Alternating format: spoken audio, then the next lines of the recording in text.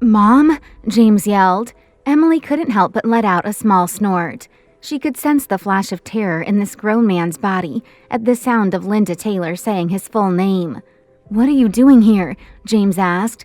"James Taylor, you have a lot of explaining to do," Linda hissed. It was nearly 3 a.m., and Linda looked impeccable. She was in light gray cashmere sweats, her gray hair pulled back into a low bun. Her pearl earrings glinted against the fluorescent lights. She looked every bit of the class and wealth she was born into. "Linda," said another voice. James' father, Mark, exited the elevator. "Linda, you left me on the ground floor," he said, walking over. "I wanted to catch this swine before he ran off," Linda barked. "Mom," James said, "you're making a scene." "Oh, I'm making a scene?" Linda yelled. "Guess who called me this afternoon about your little scheme? How could you?" "Mom, I don't get how you're so upset over this. It's my life," James argued before Linda cut him off. "Your life? Just your life?" she screeched exasperatedly and started to hit him with her purse. "Linda, calm down," Mark said, grabbing his wife. "Dave will kill us for making a scene." "James, your mother and I are not happy with the decisions you've been making," Mark said sternly. "Dad, it's been a long night," James said. "I would like to get Emily home." No, we need to talk now," Linda yelled against Mark's arms. Emily knew there was no fighting Linda when she was in fight mode. "Maybe we could step inside the room," Emily suggested. James groaned. He begrudgingly wheeled Emily toward the room they had just exited from, and his parents followed. Soon they sat facing each other on the couches. It was uncomfortable to say the least, especially for James. "James, how could you?" Linda wailed, breaking the silence. "Mom," James said, exasperated, "this isn't about you." "Oh, really, James? You're right. This is all about you," Linda said. "What is going on, James?" Mark asked. Emily leaned back on the couch and observed the family dynamic. It's about...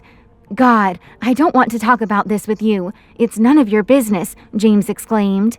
"None of our business? Oh, it's our business, all right," Linda said. Emily then felt the room tense, which puzzled her. Mark quickly spoke. "James, have you thought this through?"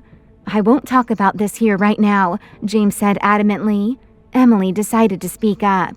"It's been a long day and an even longer night. Maybe we pick this up in the morning with clear heads?"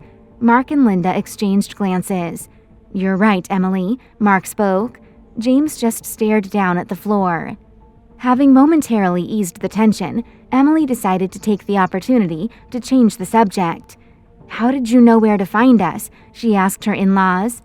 "Dr. Wright is an old family friend. He told us that James called," Mark explained. "Isn't there a doctor-patient confidentiality clause?" James exclaimed, throwing his hands up in protest. "Yes, but you're not the patient," Linda snapped. "Mom," James said. He felt hurt by Linda's tone. "He just let us know that you two were at the hospital. Nothing more," Mark tried to explain. "Sure, no harm," Emily answered. There was no use arguing semantics with this crowd, especially with how exhausted she was. "Have you heard the news?" Emily asked them.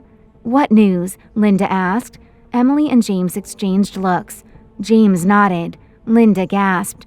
"We're having a boy," Emily said. Linda and Mark leaped to their feet, hugging each other and crying. "Oh, congratulations," Linda said, leaning in to kiss Emily. "James," Mark said, reaching out to shake his son's hand. "So what's going to happen to the baby then?" Linda exclaimed.